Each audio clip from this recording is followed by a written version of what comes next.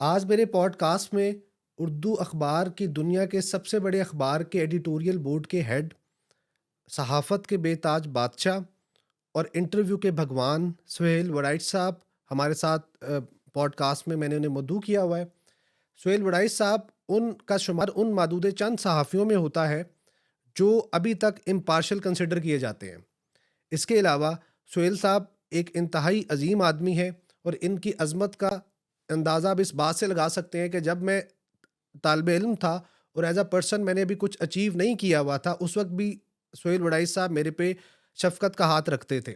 انہیں میں نے جب بھی کبھی کہیں پہ بلایا، وہ اگر ان کے پاس ٹائم ہوا تو انہوں نے ٹائم نکالا اور وہاں پہ حاضر ہوئے، اور ان کی وجہ سے کئی جگہوں پہ مجھے بہت عزت ملی۔ اس کے علاوہ سہیل صاحب جو ہیں وہ ینگسٹرز کے لیے بہت موٹیویشن کا سبب بھی ہیں۔ میں نے انہیں آج سے کوئی 10-15 سال پہلے ایک بسکٹ کلر کی مہران پہ بھی دیکھا، اور آج جب ہم ان کے گھر آئے ہیں تو اندازہ ہوا ہے کہ فائنینشلی ماشاءاللہ انہوں نے کتنی ترقی کی ہے۔ اب وداؤٹ فردر اڈو میں ان سے صحافتی زندگی کے بارے میں کچھ کوشچن کروں گا۔ سر، سب سے پہلے تو یہ کہ ہم میڈیا کو fourth pillar of the state کہتے ہیں، اور دنیا میں بھی یہ بات کہی جاتی ہے۔ اور جب ہم فورتھ پلر کہتے ہیں تو باقی جو 3 پلر ہیں، جس طرح لیجسلیچر ہے، جوڈیشری ہے، ایگزیکٹو ہے، اس میں آنے کا ایک ڈیوائس پیٹرن ہے۔ آپ نے جج بننا ہے، آپ نے بیوروکریٹ بننا ہے، آپ نے M P M N A بننا ہے، you have to pass through a certain criteria. لیکن اب جو بندہ مائک پکڑ سکتا ہے، جو بندہ کیمرہ لے کے چل سکتا ہے، جس کے پاس موبائل ہے، وہ صحافی ہے۔ تو آپ اس وقت صحافت کو کہاں پہ دیکھ رہے ہیں؟ دیکھیں، گزارش یہ ہے کہ یہ جو صحافت ہے نا، یہ پروفیشنل صحافت نہیں ہے۔ پروفیشنل صحافی اور ہوتا ہے، ایک عوامی صحافت کرنے والا یا ایک فون پکڑ کے کرنے والا، یہ بھی صحافت کی ایک قسم ہے۔ میں اس کو یہ نہیں کہتا کہ یہ صحافت نہیں، اس سے بھی نالج آتا ہے، اس سے بھی علم ہوتا ہے۔ اور آپ یہ دیکھتے ہیں نا کہ جیسے جو عدلیہ ہے، ایک تو عدلیہ ہے، جج بیٹھے ہیں، سپریم کورٹ ہے، اس کے لیے آپ کو سرٹن کوالیفیکیشن کی ضرورت ہے، لیکن ایک جرگہ بھی ہے، تو جرگے میں بغیر کسی کوالیفیکیشن کے آپ بیٹھ جاتے ہیں۔ تو اسی طرح آپ جو ہے ہم نے دیکھا کہ کئی ایم این اے وہ پڑھے لکھے بھی نہیں ہوتے، وہ ایم این اے ہو جاتے ہیں، وہ لیکن لیجسلیٹر کے ممبر ہو نہیں، جاتے ہیں۔ لیکن بہرحال الیکشن لڑ کے آتے ہیں نا، ایسے تو نہیں ہے کہ اٹھیں گے ایک دم ہم رستے میں کسی کو روک لیں گے، اس کے منہ میں مائک دے دیں گے۔ نہیں، لیکن دیکھیں نا، کامیاب تو پھر وہی ہوگا نا جس کو فالوئنگ ملے گی، اچھا، اب سہیل جس صاحب، کو فالوئنگ ملے اچھا گی۔ اب نا ایک بڑی ایتھکس کی میں بات کرتا ہوں، یہ میں نے آگے کرنی تھی، آپ نے ایک دم بات کر لی، فالوئنگ ملی۔ اب ہم آپ کے دور میں جب آپ پرنٹ میڈیا، مجھے اچھی طرح یاد ہے، آپ ایڈیٹوریل بورڈ میں آپ کالم، میں بھی اگر آپ کو کالم دیتا تھا، آپ اس میں سے 5 چیزیں نکال کے واپس دے دیتے کہ دوبارہ لکھو اس کو۔ ہم اس وقت جب خبر پڑھتے تھے آپ سے یا آپ لوگوں کو بتاتے تھے، تو آپ کہتے تھے کہ جب ہم نے کسی زیادتی کو کور کرنا ہے نا، تو آپ نے نام نہیں دینا، تصویر نہیں دینی، اس طریقے سے آپ نے کور کرنا ہے۔ اس کے برعکس اب خدا نہ خواستہ کسی کے ساتھ کوئی غیر اخلاقی حرکت ہو گئی ہے، ہم سوشل، اب کئی، میں آپ کو مین سٹریم چینل بتاتا ہوں لوکل، جو کہ لڑکی کو سامنے کھڑا کر دیتے ہیں، اس کے باپ کو بھی کر دیتے ہیں، اگر شادی شدہ ہے تو بندے کو بھی کر دیتے ہیں، اور اس سے وہ پورا سمجھتے ہیں۔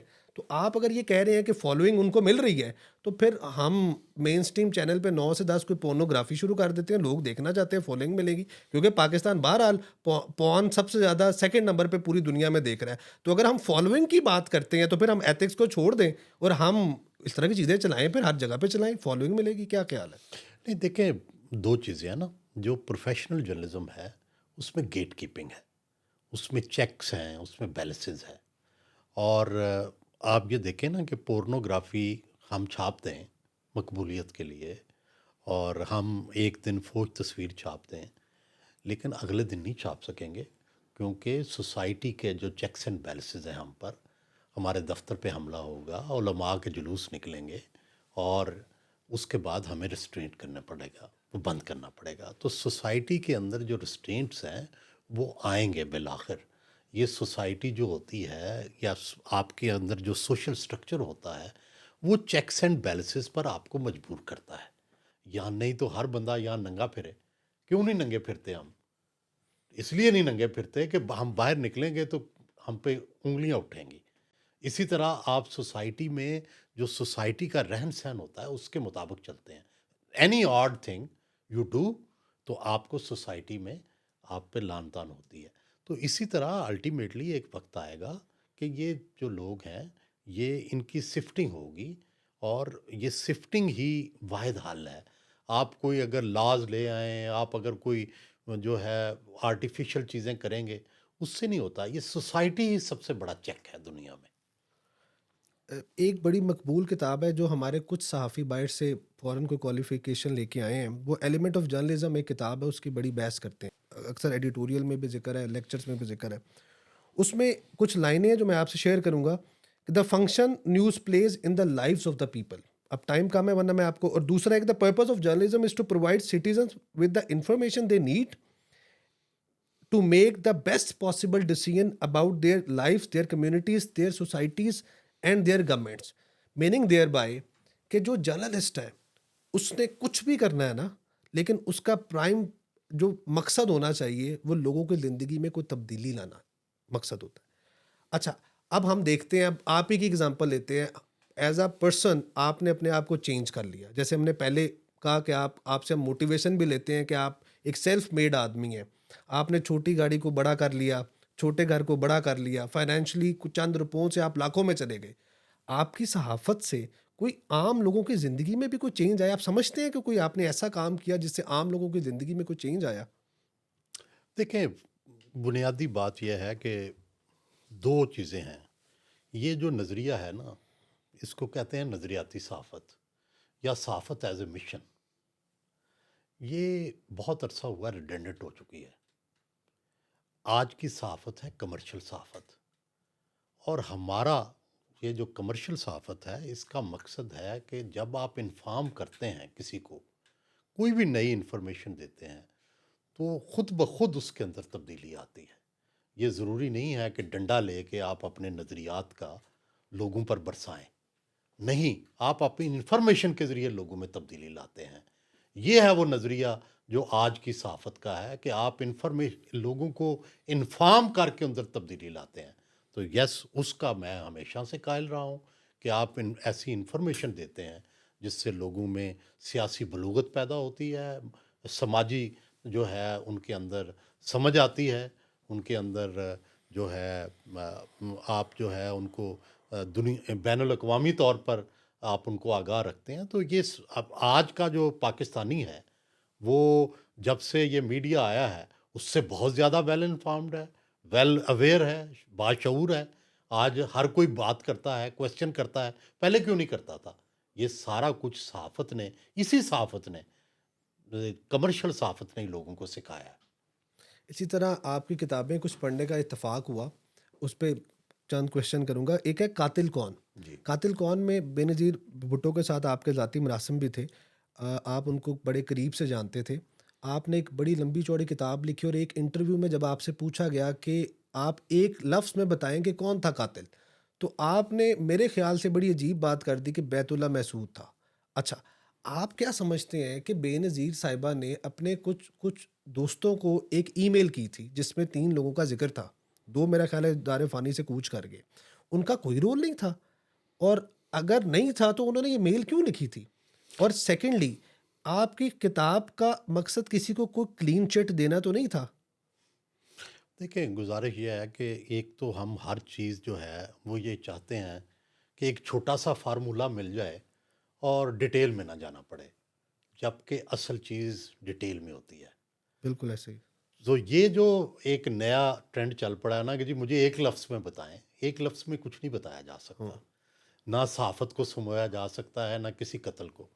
اگر وہ آپ کتاب پڑھتے تو اس میں نے یہ ساری تھیوریاں ڈسکس کی نہیں ہیں۔ نہیں، آپ نے بالکل، آپ نے میں نے ہر یو تھیوری، این، ہاں ہاں جی، نہیں، اور تھیوریاں ڈسکس کر کے دیکھو، کنسپریسی تھیوری جو ہوتی ہے جب تک اس کا ایویڈنس نہ ہو، سوال یہ ہے کہ محترمہ بے نظیر بھٹو کے قتل کو کیسے جانچا جائے؟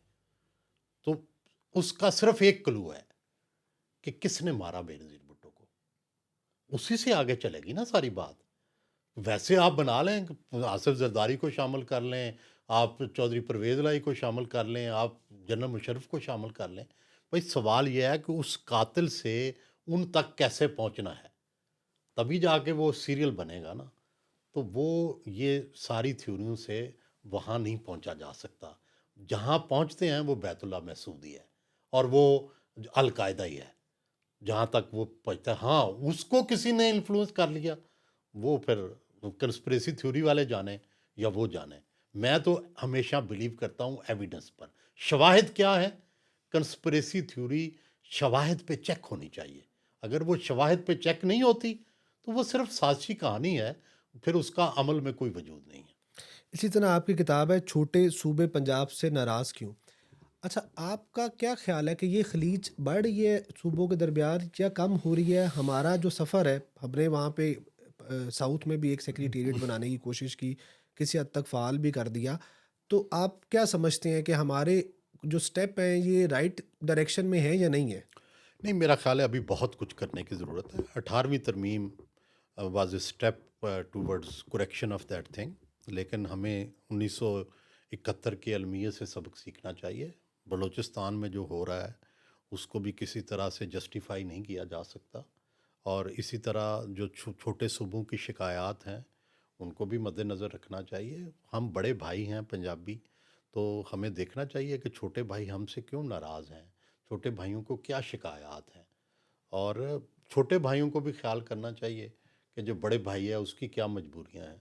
اور دنیا میں دیکھیں، امریکہ تھا، وہاں پہ دو متبادل ملک تھے ایک زمانے میں، لیکن انہوں نے کیا کیا؟ کمیونیکیشن کو آزاد کیا، انہوں نے سڑکیں بنائیں، ہائی ویز بنائیں، انہوں نے ریڈیو کو آزاد کیا. ریڈیو نے اور ہائی ویز نے ان کا ملک بنا دیا جس کو آج یونائٹڈ اسٹیٹس آف امریکہ کہتے ہیں. تو ہم بھی آپس راستے کھولیں، موٹر ویز بنائیں، ایک دوسرے کے صوبے میں آئیں جائیں اور اظہار رائے کی آزادی دیں. تو میرا خیال ہے کہ اس سے اسٹرینتھنگ ہوگی.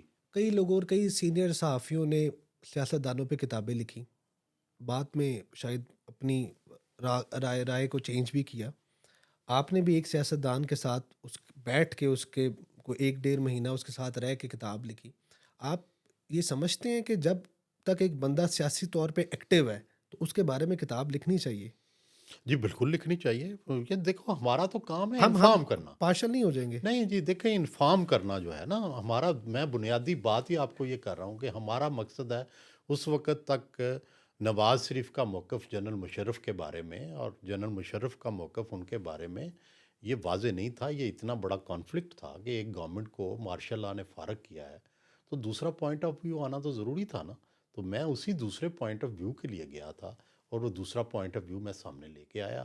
میں تو ہمیشہ سمجھتا ہوں کہ دو پوائنٹ آف ویو مل کے ہی ایک مکمل پکچر بنتے ہیں، اور اس لیے اگر ایک پوائنٹ آف ویو آ رہا ہو تو اس سے مکمل تصویر نہیں بنتی. تو ضروری ہے کہ دوسرا پوائنٹ آف ویو آئے. اسی طرح آپ کے انٹرویوز جو ہوتے ہیں ہم دیکھتے ہیں اور لوگ بڑے محظوظ ہوتے ہیں اس میں. اس پہ آپ ایک کویشچن ہر ایک سے پوچھتے ہیں، کوئی منع بھی کرے پھر بھی آپ پوچھتے ہیں، جو حسن کے بارے میں، محبت کے بارے میں، رومانس کے بارے میں. اور میں آپ کا ایک انٹرویو دیکھ رہا تھا، آپ کہتے تھے کہ میں تو رومانٹک ہوں اور رومانس کے علاوہ لائف نہیں ہے. یہ آپ کو غلط ریلیشن کی طرف لوگوں کو نہیں ڈال رہے؟ اب جو آپ کے فالوورز ہیں، جو ینگسٹرز آپ کو دیکھتے ہیں، وہ کوئی 4 5 ریلیشن رکھیں گے، وہ رومانٹک رہیں گے، مطلب نہیں، پہلی تو بات ہے شادی کے علاوہ بھی میں بڑے میں چکر چلا رہے ہوں گے. میں اتنا بااثر نہیں ہوں کہ میری نہیں وجہ نہیں، سے آپ لوگ کریکٹر خراب کر لیں. لیکن سچ یہ ہے کہ چیزوں کو چھپانے سے حقیقتیں نہیں نہیں، بدلتی. بالکل آپ کی بات ٹھیک ہے. ٹھیک ہے، دیکھو، چیزوں کو ظاہر کرنے سے جو ہے لوگوں کی ٹریننگ ہوتی ہے. آپ یہ چاہتے ہیں کہ خیمے میں چھپا دی جائے ہر چیز یا کارپٹ میں چھپا دی جائے، کبھی اس سے سوسائٹیوں کو اصلاح نہیں ہوئی. سوسائٹیوں کی اصلاح اسی سے ہوتی ہے، ایک دوسرے کو زیادہ جانا جائے، ایک دوسرے کے بارے میں زیادہ سوال کیے جائیں، ایک دوسرے کے اندر کی بات جانی جائے. تو میں تو وہ لوگوں کے اندر کی بات جاننے کی کوشش. مطلب آپ 2 4 ریلیشن پہ بلیو رکھتے ہیں کہ چلو ہو جائے تو خیر ہے، کوئی بات نہیں. نہیں نہیں، میں تو یہ سمجھتا ہوں کہ انسان جو ہے اس خطا کا پتلا ہے. خطائیں انسان، شتائیں کر لینا اس کا نہیں مطلب. نہیں، یہ نہیں میں کہہ رہا، خطا کا پتلا ہے. اگر اس نے خطا کی ہے اور وہ لوگوں سے شیئر بھی کر رہا ہے تو کوئی ایسی بات نہیں. ایک جگہ میں نے بڑا اچھا لگا مجھے، آپ نے کہا کہ مجھے بچپن میں غصہ بہت آتا تھا، اور آپ جٹ ہیں، بڑائی چاہے آتا ہوگا، گبرو جوان ہے، کیسے کنٹرول کیا؟ آپ کہتے ہیں اب آپ کو نہیں آتا غصہ، تو کیسے کنٹرول کیا؟ کنٹرول کرنے کا طریقہ آپ کے اندر ہی میکانزم ہوتا ہے کہ آپ نے برداشت کرنا ہے، آپ نے دوسرے کا پوائنٹ آف ویو بھی سننا ہے، چاہے وہ آپ کے خلاف ہے، چاہے آپ سے سخت نفرت کا پوائنٹ آف ویو بھی ہے، لیکن ایک پوائنٹ آف ویو ہے۔ میں تو آزادی اظہار کا بہت قائل ہوں، جمہوریت کا بہت قائل ہوں، تو اس لیے میں اپنے مخالف کو بھی سپیس تو دیتا ہوں۔ ایک گر ایسا کہ یہ تو ایک ایسی چیز ہے نا، انسٹنکٹ ہے کہ ایک دم آپ فلیئر اپ ہو جائیں گے. نہیں، ٹالرنس دنیا میں ایک ہی طریقہ ہے، ٹالرنس۔ آپ دوسرے کو بھی سپیس دیں، آپ یہ سمجھیں کہ دوسرا بھی ٹھیک کہہ رہا ہے، اور دوسرا یہ نہ اصرار کریں کہ صرف میرا پوائنٹ آف ویو ٹھیک ہے، دوسرے کا پوائنٹ آف ویو بھی ٹھیک ہو سکتا ہے۔ دنیا میں دو حقیقتیں بھی ہو سکتی ہیں، صرف ایک حقیقت نہیں ہوتی۔ بالکل ٹھیک ہے. اب کچھ ایسے کوشچن جو میں میرا خیال ہے کہ تھوڑے جسارت کروں گا آپ سے پوچھنے کی. آپ امپارشل ہیں، آپ نے کافی لمبے عرصے تک آپ کے بارے میں یہی تھا کہ آپ امپارشل ہیں، لیکن جب بھی ہم سہیل وڑائچ کا نام لیتے ہیں ساتھ پیپلز پارٹی جو کسی نہ کسی طرح جڑتی ہے. اچھا، اس کو بھی ہم سائڈ پہ لے جائیں. اب ایک بڑی عجیب بات ہوئی پچھلے کچھ عرصے میں، آپ کے بڑے قریبی دوست، اور اس نے آپ کے بارے میں ٹویٹ کیا کہ یہ جو اب سیٹ اپ چل رہا ہے اس میں کون میرے قریبی دوست؟ شاہین صباحی. نہیں، میرے دو قریبی دوست تو نہیں نا، میرے ایڈیٹر رہے ہیں اچھا، اخبار کے۔ اوکے. مطلب آپ کے رفقا میں سے کوئی ایک بندہ، میں اس طرح سے اس کو ریفریز کروں، انہوں نے ٹویٹ کی اور ٹویٹ میں کہا کہ یہ جو نیا سیٹ اپ ہے اس میں آپ کا ایک اہم رول ہے پالیسی سازی میں یا اس طرح سے. اس کو آپ کیا دیکھتے ہیں؟ بالکل غلط ہے۔ اس کی وجہ یہ ہے کہ جو انہوں نے ٹویٹ کیا وہ بالکل حقائق کے برعکس ہے۔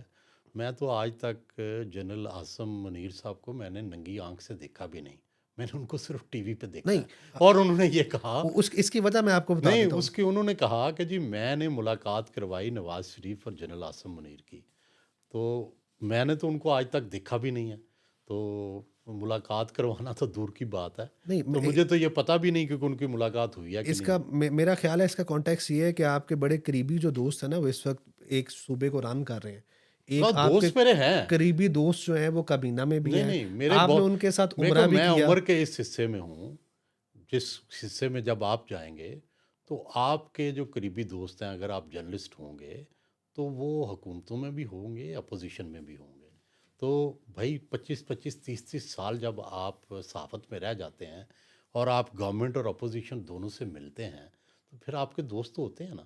تو میرے دوست ڈیفینیٹلی کابینہ میں بھی ہیں، میرے دوست اپوزیشن میں بھی ہیں، میرے دوست جو ہیں، ایک میرا دوست اس وقت جیل میں بھی ہے، وہ بہت میرا قریبی دوست ہے، اس کے لیے بھی بڑے تانے میں نے برداشت کیے، اور میں آج بھی اس کا سفارشی ہوں، آج بھی میں اس کے حق میں لکھ رہا ہوں. تو بنیادی بات یہ ہے کہ یہ کیا کسی دوست کی وجہ سے آپ کے جو ہیں وہ آئیڈیاز چینج ہو جاتے ہیں، آپ کے نظریات بدل جاتے ہیں؟ نہیں، ہرگز نہیں. میں پہلے بھی ایک جمہوریت کا ایک ادنا سا چاہنے والا تھا، میں آج بھی چاہنے والا ہوں.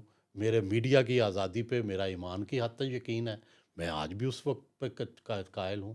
تو میرے نظریات تو نہیں بدلے، میرے سب دوستوں کو پتہ ہے میرے کیا نظریات ہیں، ٹھیک ہے.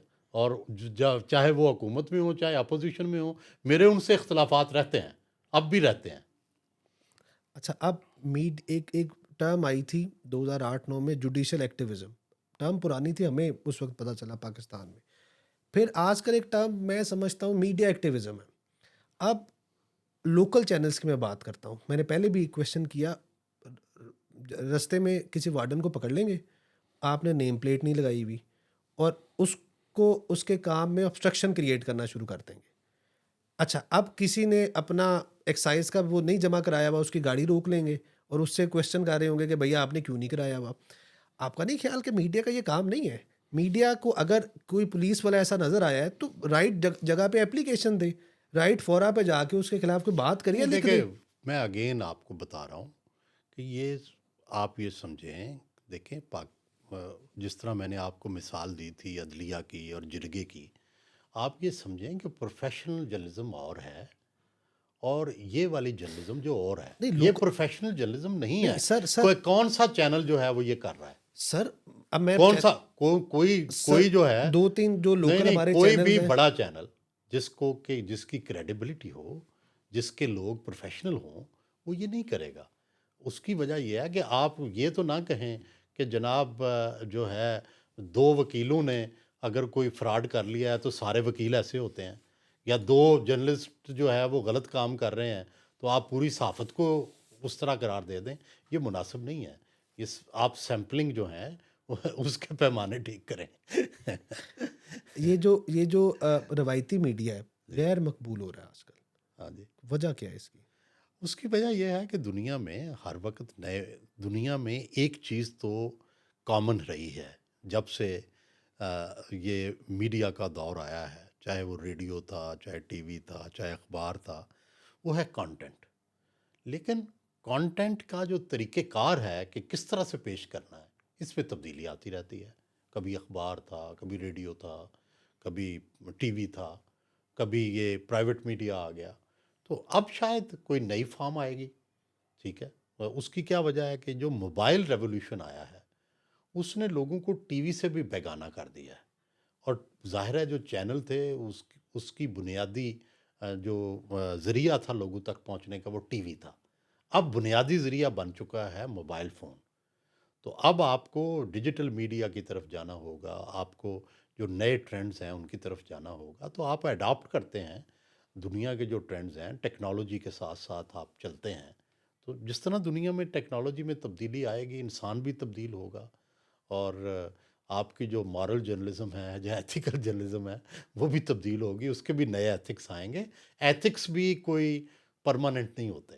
دنیا بھر میں ایتھکس بھی چینج ہوتے رہتے ہیں. آپ کے ایتھکس اور ہیں، یورپ کے ایتھکس اور ہیں، سعودی عرب کے ایتھکس اور ہیں. ٹھیک ہے. تو یہ ایتھکس پہ بھی جو اتنا فوکس ہے اس کے اندر بھی تبدیلی آتی رہتی ہے. اچھا سر، آج صرف لاہور کی اگر ہم بات کریں نا تو 5 سے 10 ہزار اسٹوڈنٹ ہے جو میڈیا پڑھ رہا ہے. اور وہ جب میڈیا کے پہلے سیمسٹر میں آتا ہے تو اس کے ذہن میں سہیل وڑائچ کا بننا ہوتا ہے یا حامد میر کا بننا ہوتا ہے. وہ یہی سمجھتا ہے کہ میں نے ڈگری کرنے کے فوراً بعد میں نے یہ بن جانا ہے. اچھا، اب سیاست دانوں کی طرح ہمارے کچھ ایسے پروگرام ہیں جہاں پہ ہمارے بزرگ براجمان ہیں اور ان کے ہوتے ہوئے کوئی نیا سہیل وڑائچ پیدا نہیں ہو رہا، کوئی نیا حامد میر پیدا نہیں ہو رہا. ان کے لیے آپ کیا کہیں گے یا آپ کیا سوچتے ہیں یہ جو ینگسٹرز آ رہے ہیں کہ وہ کیا کریں؟ دیکھیں جی، ایک تو ٹاپ پہ جگہ ہمیشہ خالی ہوتی ہے. جب ہم آئے تھے تو ہمیں بھی بڑی مشکلات سے گزرنا پڑا تھا. یہ نہیں ہے کہ کوئی ہم ایسے ہی پھولوں کی سیج پہ آ گئے ہیں. نہیں، قطعاً نہیں. یہ ٹھیک ہے کہ اس وقت برتھس خالی تھیں اور ہمارا کچھ تجربہ تھا پہلے سے، تو ہمیں مل گئی جگہ. لیکن اب بھی جس نے ہماری برتھ لینی ہے وہ ہر وقت خالی ہو سکتی ہے. ہم سے بہتر جب بھی آئے گا ہم فارغ ہو جائیں گے. یہ تو ایک کمرشل دنیا ہے. یہاں پہ کوئی میں پکڑ کے تو نہیں بیٹھ سکتا.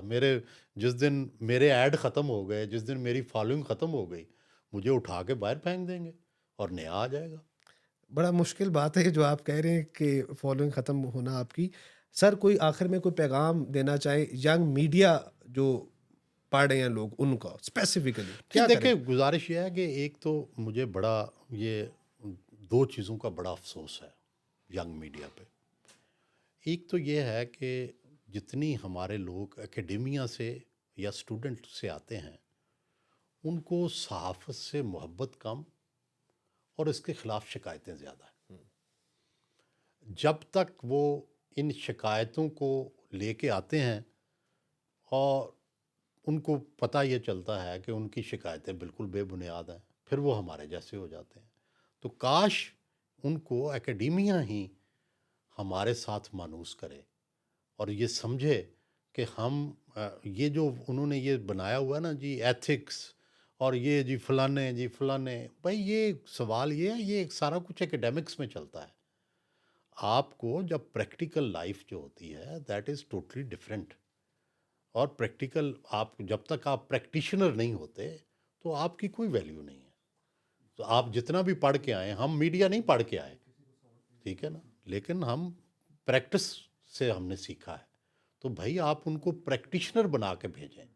اور دوسری بات یہ ہے کہ پڑھتے نہیں ہیں، بیسک بات. نالج نہیں ہے. میں نے امریکہ میں دیکھا کہ وہاں پہ ہر جرنلسٹ جو ہے اپنے اپنے شعبے کا وہ ایک یوں سمجھیے کہ ایکسپرٹ ہے. یہاں ہمارے ہاں لوگ سیکریٹریٹ کی رپورٹنگ کرتے ہیں لیکن انہوں ایفیشنسی اینڈ ڈسپلن رولز نہیں پڑھے ہوتے.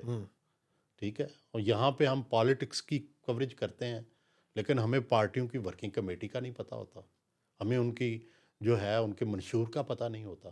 تو بھائی جب تک یہ چیزوں پر آپ ازبر نہیں ہوں گے، جب تک آپ روز اخبار نہیں پڑھیں گے، ٹی وی نہیں دیکھیں گے، کتابیں نہیں پڑھیں گے، تو آپ بڑے جرنلسٹ نہیں بن سکتے. Sir thank you so much. Thank you. آپ کے وقت کا بہت شکریہ. It is Thank you. Always lovely talking to thank you. You.